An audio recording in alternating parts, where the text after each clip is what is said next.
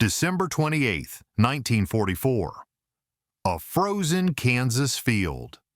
The war was over for Werner Bach the moment American boots hit German soil, but standing there with his hands zip-tied, watching a mud-caked Jeep crash through a barbed wire fence, bounce over railroad ties, ford a half-frozen creek, then idle smoothly while the driver ate a sandwich.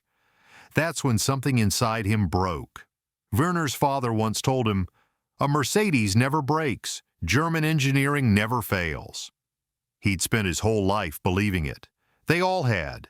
Every classroom, every radio broadcast, every newsreel promised them they were building the best machines on Earth. Superior, unbeatable, invincible.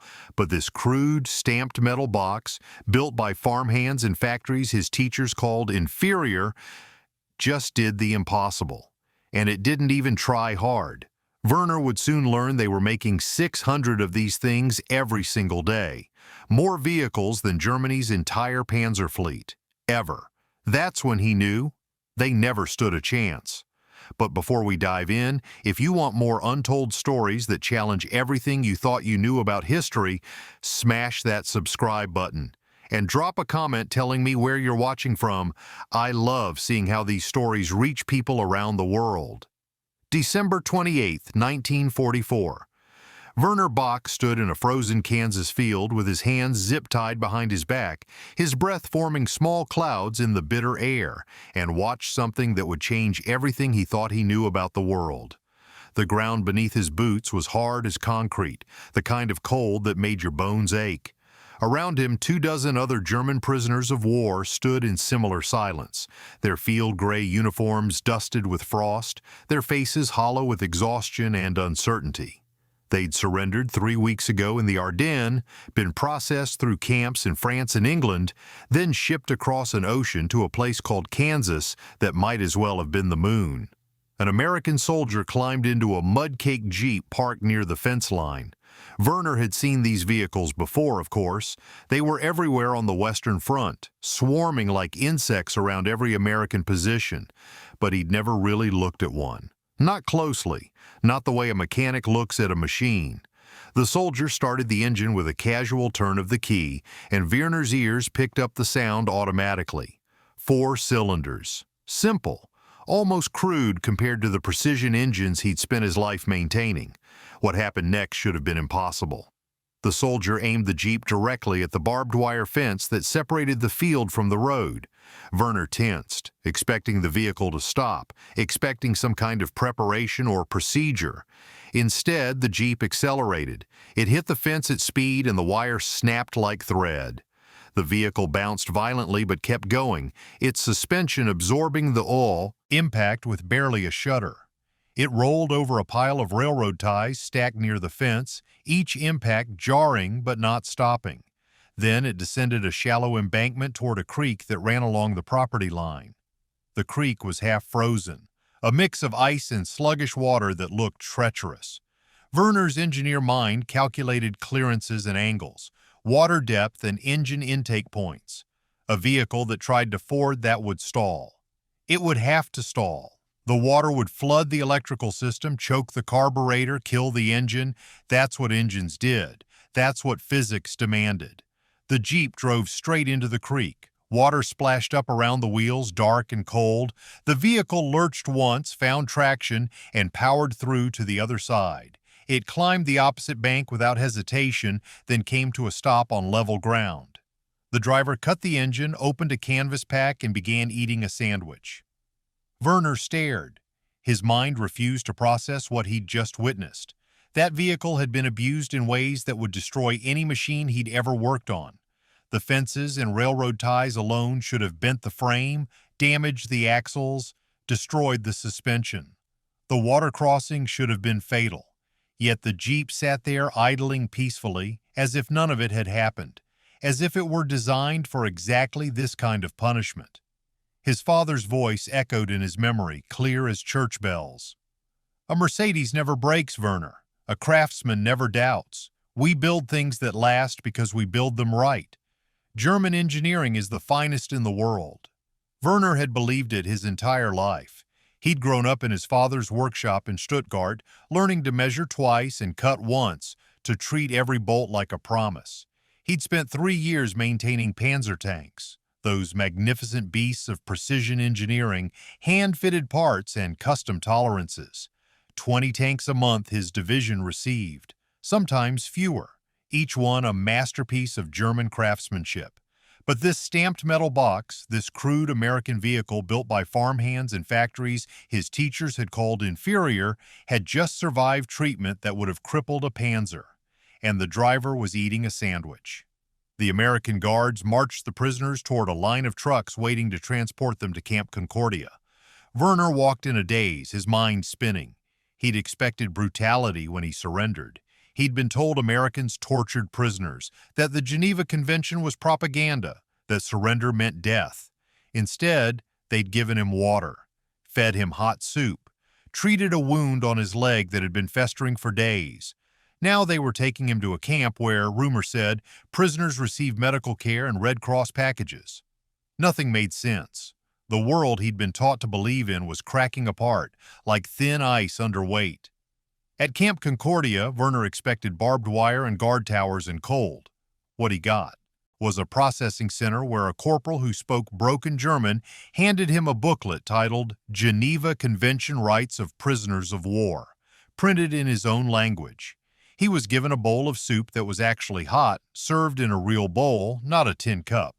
When they searched his belongings, they found his father's tools, the watchmaking instruments he'd carried through 2 years of war. The American sergeant examined them carefully, nodded in what looked like respect, then handed them back. Werner was assigned to the motor pool. The Americans needed mechanics to maintain their massive vehicle fleet, and German POWs with technical skills were valuable. Sergeant Jensen, a stone-faced man with cold eyes and an Iowa accent Werner couldn't quite follow, handed him a maintenance manual. It was for the Willys MB, the Jeep. That night, in a barracks that was heated and dry, Werner opened the manual expecting complexity, expecting diagrams that would require his years of training to decipher. Instead, he found genius in its simplicity. Only 4 cylinders, standardized parts across the entire production line. A 19-year-old farm boy could rebuild the entire engine in 4 hours. The manual said they were producing 600 of these vehicles every single day. Werner lay in his bunk, staring at the ceiling, doing math he didn't want to do. 600 Jeeps per day, carry 4 soldiers each, never break down, go anywhere. He thought of the 20 Panzer tanks his division received each month, sometimes fewer, each one a masterpiece that required specialists to maintain. Germany could not win this war, not because of courage or ideology or superior soldiers, because of math. Because America built 600 Jeeps a day while Germany handcrafted 20 Tigers a month. The worst part was how proud he'd been of those 20 Tigers. Werner's first morning in the motor pool began before dawn, the Kansas winter pressing cold fingers against the tin walls of the maintenance shed. Sergeant Jensen appeared at 5:30, handed him a thermos of coffee without comment, and pointed at a Jeep with a misfiring engine. Werner nodded, set down the coffee untouched, and reached for his tools. He could work with silence. Silence was familiar. What wasn't familiar was the man working at the next bay. Private Marcus Cole was 22 years old, black, and humming something low and rhythmic while he rebuilt a carburetor with the kind of easy competence that came from years of practice. Werner had been raised on propaganda that told him black soldiers were proof of American weakness, that armies built on racial mixing would crumble under pressure. Yet here was Marcus, moving through mechanical problems with the same diagnostic intuition Werner recognized in himself, his hands steady and sure. Marcus looked up, caught Werner staring, and nodded once, then went back to work. No hostility, no performance, just acknowledgement that they shared the same space and the same task. The Jeep's problem was a fouled spark plug, simple enough. Werner removed it, examined the carbon buildup, and reached for a replacement. That's when he noticed something that made him pause. The parts bin beside his workstation contained hundreds of spark plugs, all identical, all prepackaged in wax paper. He thought of his Panzer unit, where he'd once waited 3 weeks for a single custom-fitted part to arrive from Stuttgart. 3 weeks where a 15-ton tank sat useless because one piece of precision engineering had failed and no substitute would fit. Marcus noticed his hesitation. He walked over, pulled a spark plug from the bin, and held it up to the light. Then he crossed to a different Jeep, removed its spark plug, and held them side by side. Identical. He moved to a third Jeep. Same. He looked at Werner and said something in English that Werner didn't fully understand, but the meaning was clear from the gesture. Every part, every Jeep, the same. Werner felt something shift in his chest. This was the genius he'd missed. Not better engineering in the traditional sense, better engineering in the way that mattered. A soldier in North Africa could swap a part with a soldier in France. A mechanic in Kansas could fix a Jeep that broke down in Italy. The entire system was designed not for perfection but for persistence. By mid-morning, young Hans Müller appeared at the motor pool entrance, assigned to fetch tools from the supply depot. Hans was 19, Hitler Youth trained, and still burning with the kind of faith that hadn't yet met reality. He saw Werner working alongside Marcus and his face twisted with disgust. Later, during the lunch break, he cornered Werner near the latrine. The Americans were lying about their production numbers, Hans insisted. It was a psychological trick. Propaganda to break German morale. No country could build 600 vehicles a day. It was impossible. Werner should know that. Werner had to know that. Werner wanted to believe him. Part of him desperately wanted to believe that the numbers were exaggerated, that German superiority was still real, that everything he'd been taught still held. But he'd spent 2 weeks now watching supply trucks arrive at Camp Concordia. He'd seen the crates. He'd counted the parts. The math didn't lie. He said nothing to Hans, and his silence felt like betrayal. The letter arrived on a Tuesday in late January. Red Cross delivery. Already opened and censored, his mother's handwriting shaky on thin paper. Werner took it outside to read alone, his breath clouding in the cold air. She was alive. That was the first relief. She was sheltering in a church basement with 6 other families. That was the second fact. Stuttgart had been bombed again. The Mercedes factory where his father had worked for 30 years was gone. That was the third. She didn't say whether his father was alive. The censor had blacked out 2 full paragraphs. Werner read the letter, 3 times searching for meaning in the spaces between words, trying to decode what she couldn't say. His hands shook. The paper trembled. When he returned to the motor pool, Sergeant Jensen was waiting. The man had seen the Red Cross envelope, had watched Werner walk outside to read it. Now he did something unexpected. He poured coffee from his own thermos into a spare tin cup and set it on Werner's workbench without a word. Real coffee, not the ersatz grain mixture Werner had been drinking for 2 years. The smell alone was almost painful in its richness. Jensen walked away before Werner could react. Didn't wait for thanks, didn't make a show of the gesture, just offered a small mercy and moved on to the next task. Werner sat on a tool crate and held the warm cup between his palms. Something cracked in his chest, some wall he'd been maintaining since surrender. This American sergeant, whose brother had probably died fighting Germans who had every reason to hate Werner and everything he represented, had just offered him coffee, had seen his grief and responded with kindness. The propaganda had promised that Americans were weak because they were soft. That mercy was a flaw. That hardness was strength. But sitting there in a Kansas motor pool holding coffee he didn't deserve, Werner began to understand that maybe strength looked different than he'd been taught. Maybe choosing compassion when you could choose cruelty took more courage than any battlefield required. He drank the coffee slowly, letting the warmth spread through him. Marcus was back at his workstation, humming again. Jensen was checking inventory sheets. The motor pool hummed with the ordinary sounds of work. And for the first time since surrender, Werner felt something other than despair. He didn't have a name for it yet, but it felt almost like the possibility of something beyond survival. He picked up his tools and went back to work. Spring came to Kansas slowly. the frozen earth thawing into mud before finally committing to green. By March, Werner had been in the motor pool for 3 months, and something unexpected had happened. The work had become a refuge, not from captivity exactly, but from the chaos in his own mind.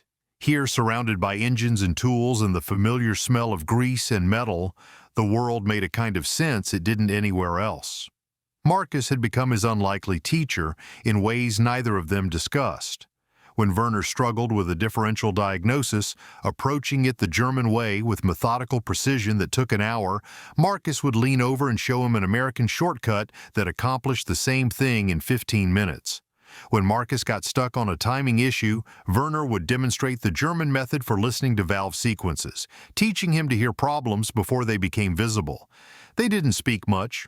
Marcus's English was too fast and idiomatic for Werner to follow, and Werner's English was still broken and hesitant. But there was rhythm in their work, understanding without words, respect that didn't require translation. The supply trains kept arriving, and Werner kept counting because he couldn't help himself. In April, a single shipment brought 5,000 spark plugs in one delivery. 5,000. Prepackaged, standardized, ready to install. Werner stood in the supply depot staring at the crates and doing math that made his stomach hurt. He'd spent 3 years maintaining Panzer tanks where every part was precision-fitted, where a replacement piece had to be custom machined to exact tolerances. He'd been proud of that precision. He'd thought it meant German engineering was superior. Now he understood it meant German engineering was a bottleneck. You couldn't win a war with masterpieces when your enemy was building functional machines by the thousands. One afternoon in late April, Sergeant Jensen told him about Henry Ford. Werner's English had improved enough to follow most of it, though he had to ask Jensen to repeat several words. Ford had built a factory called Willow Run that produced B-24 bombers, big planes, complex machines. And that single factory had built 277,896 of them during the war. More planes than Germany had built of all types combined. Werner asked Jensen to repeat the number. He'd heard it wrong. He must have heard it wrong. Jensen repeated it slowly, watching Werner's face. Werner did the math in his head 3 times because he didn't trust the first 2 results. Then he walked outside and sat on the ground behind the motor pool and stared at nothing. He wanted to weep but had forgotten how. The human moment came unexpectedly, the way grace usually does. It was a Wednesday in early May, and Marcus's sister had sent him a care package from Detroit. She'd baked an apple pie, wrapped it carefully, and somehow it had survived the journey mostly intact. Marcus brought it to the motor pool during lunch break, cut it into pieces with a utility knife, and offered one to Werner. Werner hesitated. He'd been raised on rules about fraternization, about maintaining proper distance from the enemy. But Marcus wasn't the enemy. Marcus was the man who'd shown him 3 different ways to rebuild a fuel pump and hummed the same tune every morning while checking oil levels. Marcus was the man who'd sat with him in silence after the Red Cross letter, not saying anything because there was nothing to say, just working on a carburetor at the next bench so Werner wasn't alone. Werner took the pie. It tasted like home, like his mother's kitchen before the war, like Sunday afternoons when the world was small enough to understand. The crust was flaky and buttery, the apples sweet with cinnamon.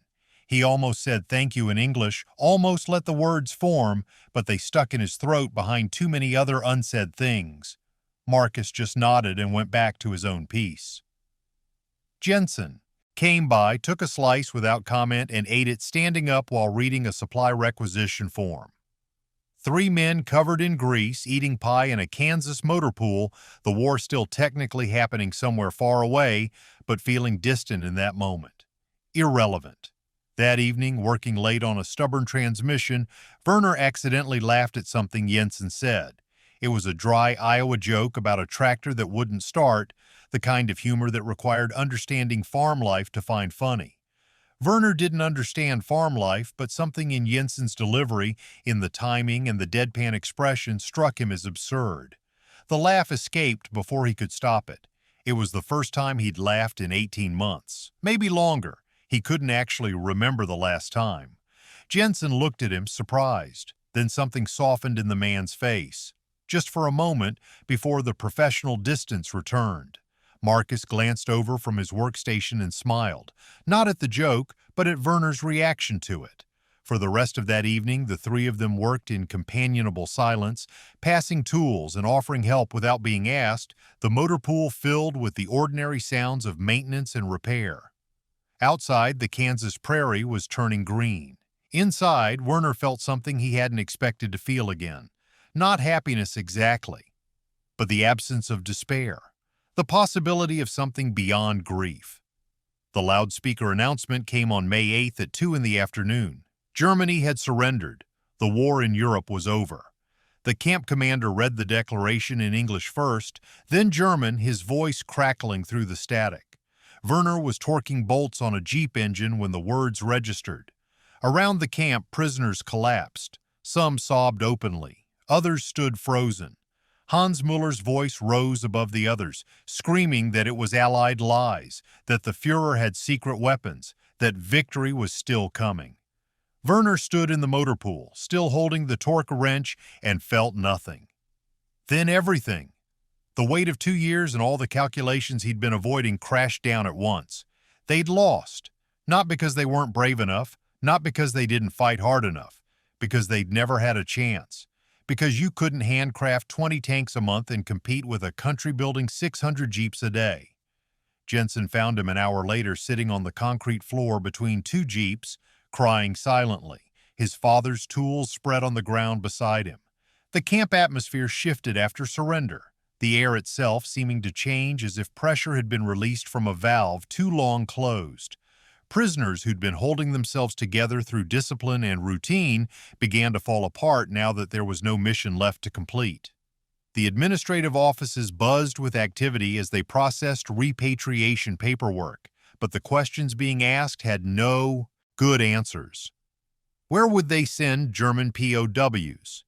To which Germany? The country was split, occupied, rubble. Stalin's Russia was taking the east. Families were scattered across a continent of ash. Werner received the news about his father on a Thursday morning. Another Red Cross letter, this one less censored because the war was over and there were fewer secrets left to protect. His mother's handwriting was steadier this time, as if she'd found some reserve of strength in the certainty of truth. Werner's father had died in the firebombing, she wrote. He'd been at the factory working a late shift when the bombs fell. The building collapsed. There was no body to bury. The workshop where 3 generations of Bachmen had learned their trade was gone. The tools Werner carried were all that remained. Werner read the letter sitting on his bunk, the spring sunlight coming through the barracks window feeling obscene in its warmth and brightness. His father was dead. Had been dead for months while Werner was here learning to fix Jeeps and laugh at Iowa jokes and eat apple pie. The guilt was immediate and irrational and overwhelming. He went to the motor pool because he didn't know where else to go, picked up his father's tools because they were the only solid thing left, held the watchmaker's screwdriver his grandfather had used, the one his father had taught him to hold properly when he was 6 years old. 3 generations of knowledge and skill and pride reduced to instruments that had helped maintain the machines of a war that killed their owner. Hans found him there an hour later. Hans, who'd been getting worse since surrender, clinging to conspiracy theories like a drowning man clutches driftwood. The Fuhrer wasn't really dead, Hans insisted. There were secret weapons being developed in hidden facilities, U-boats with new technology, jet planes that would turn the tide. Werner just had to have faith, just had to believe. Werner looked at him with something close to pity. Hans was 19 years old and had nothing to go home to. His family had died in the Hamburg bombing when he was 14. The Hitler Youth had raised him after that, had given him identity and purpose, and a framework for understanding suffering. Without the ideology, Hans had nothing. He was an orphan twice over. Werner tried to reach him, tried to explain gently that the war was over, that the numbers didn't lie, that holding on to false hope would only make the grief worse when reality finally forced itself through. Hans spat at his feet, called him a traitor, said Werner had become weak, that he'd believed the American lies, that he'd betrayed everything they'd fought for. After Hans left, Werner sat in the motor pool staring at his father's tools and couldn't find a reason to disagree. Maybe he was weak. Maybe belief was strength and doubt was betrayal. Maybe his father had died for something that mattered, and Werner had dishonored that sacrifice by learning to respect the enemy. Sergeant Jensen was facing his own crisis of conscience. The orders had come through to prepare POWs for repatriation. Ships would begin transporting them back to Europe in stages over the coming months. Jensen had seen the intelligence reports. He knew what awaited them.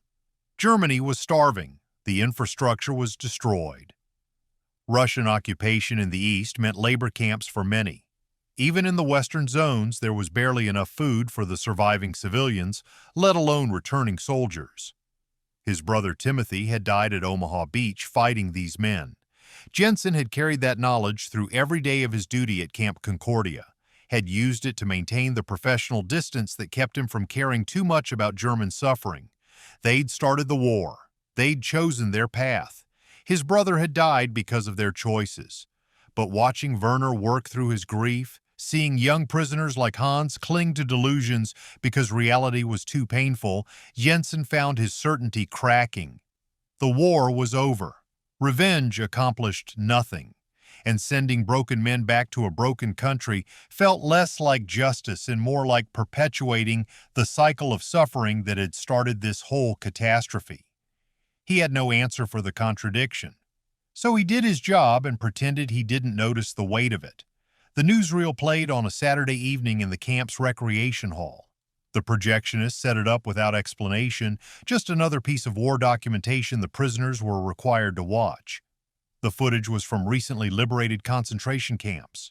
Bergen-Belsen, Dachau, Buchenwald, the skeletal survivors staring at cameras with hollow eyes, the mass graves, the piles of bodies, the gas chambers and crematoriums, the meticulous records the Germans had kept of their own atrocities. Werner sat in the audience and watched his country's evil displayed in black and white. He'd known there were camps. Everyone had known there were camps, but he'd been told they were work camps, relocation centers, necessary measures for national security. The propaganda had been so confident, so reasonable in its explanations. The room spun. His stomach lurched. He stumbled outside and vomited in the dirt behind the recreation hall, his body rejecting what his mind couldn't process. He'd fixed the tanks that protected the supply lines that fed those camps. He'd maintained the vehicles that transported the guards. His precision and skill had served this. That night, alone in the motor pool, Werner stood over his workbench with his father's tools spread before him and a hammer in his hand. 3 generations of craftsmanship that had ultimately built machines for an evil so profound he had no framework for understanding it. He raised the hammer ready to smash the tools, to destroy the last physical connection to a heritage that had been poisoned beyond redemption. Jensen's voice came from the doorway, quiet but firm. Those tools didn't do this. Werner's hand trembled. The hammer stayed raised. He wanted to destroy something, needed to destroy something, needed some physical act that matched the destruction inside him. Jensen walked closer but didn't try to take the hammer, just stood there, present, waiting. Werner lowered the hammer slowly, then collapsed onto the stool, the tools untouched, but his world shattered beyond any repair he knew how to make. Werner stopped eating, not as a conscious decision, but because food seemed irrelevant. Something his body no longer registered as necessary. He went through the motions of work because routine was all he had left, but his hands moved without thought, his mind caught in an endless loop of calculation. How many tanks had he repaired? How many vehicles had he returned to service?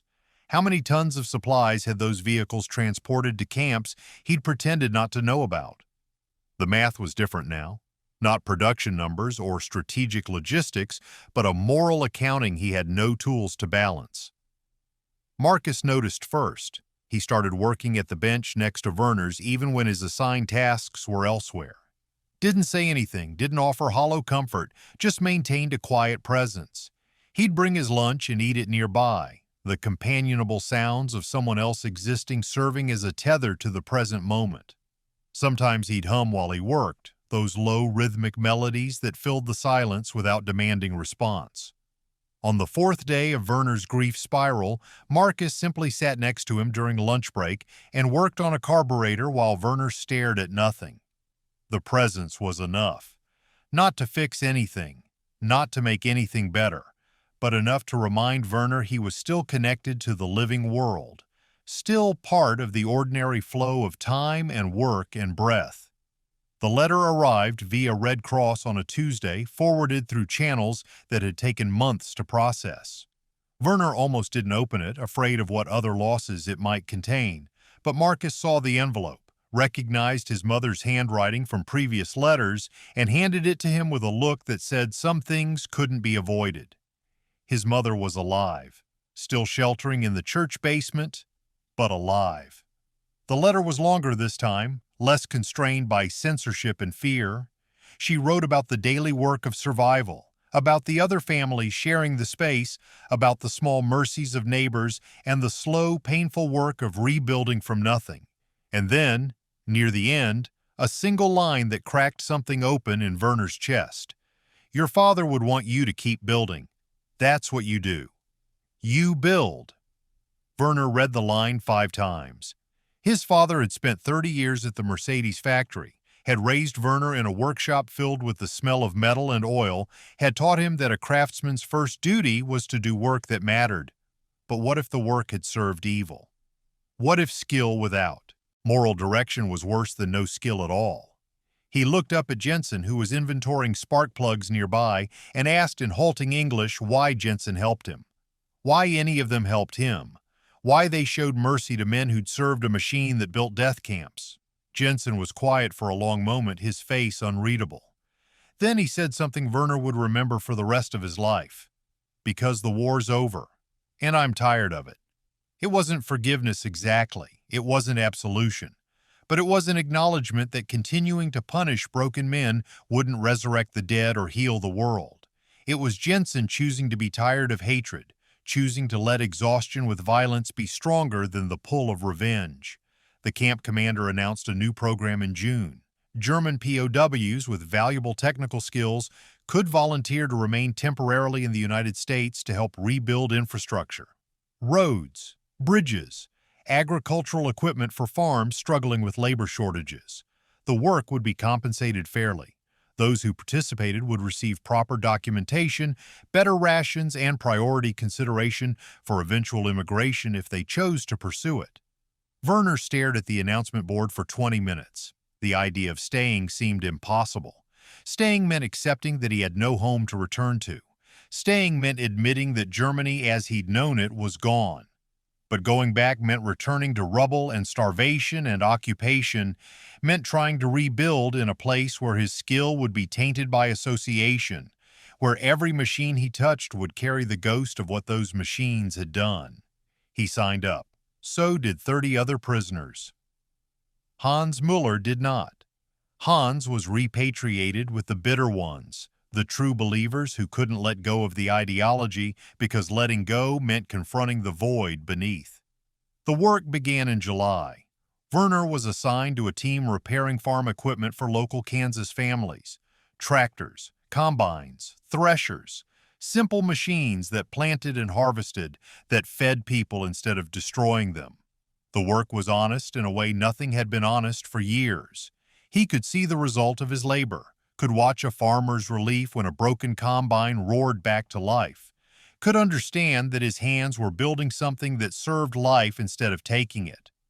One afternoon, an old German immigrant farmer recognized Werner's accent. The man had left Germany in 1920, had built a life in Kansas through decades of hard work. He looked at Werner with something like understanding, like he recognized the particular weight of carrying a homeland that had become unrecognizable. He invited Werner to dinner. Werner sat at a kitchen table that smelled like his mother's kitchen, ate pot roast and potatoes and green beans that tasted like memory and grief and possibility all mixed together. The farmer's wife poured him real coffee and didn't ask questions about the war. The farmer talked about crop rotation and weather patterns and the challenge of keeping equipment running in Kansas dust. Normal conversation. Human conversation. Werner wept at that table, not violently, but quietly, tears running down his face while he ate pot roast and listened to talk about wheat yields. The farmer's wife reached over and squeezed his hand once, brief and matter-of-fact, acknowledging his grief without making a performance of it. He was still a prisoner of war, technically, still wore the PW letters on his clothing, still answered to guards and lived in a barracks behind wire. But something had shifted. Some door had opened that he thought was permanently sealed. The possibility of becoming something other than what he'd been. The chance to rebuild not just machines, but himself. That night in his bunk, Werner opened his father's toolbox and ran his fingers over the familiar instruments.